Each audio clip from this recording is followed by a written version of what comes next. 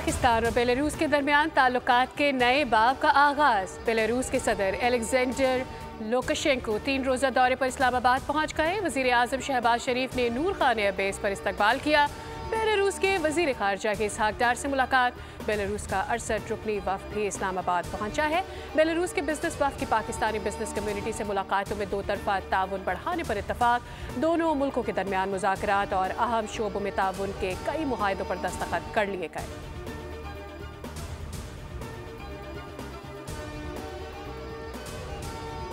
एहतजाज की आड़ में PTI के शरपसंद कारकुनान का ड्यूटी पर मामूर पुलिस एहलकारों पर हमला।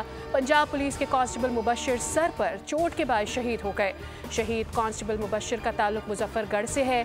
PTI के शरपसंदों के तशद्दुद से पुलिस के 70 एहलकार जख्मी हैं, जिन्हें सर, बाजू और टांगों पर चोटें आई हैं। कानून नाफिज करने वाले इदारे अवाम के जानो माल के तहफ़्फ़ुज़ के लिए पुरअज़म हैं। CCTV फुटेज से शरपसंद हमला आवरों की शनाख्त का अमल जारी।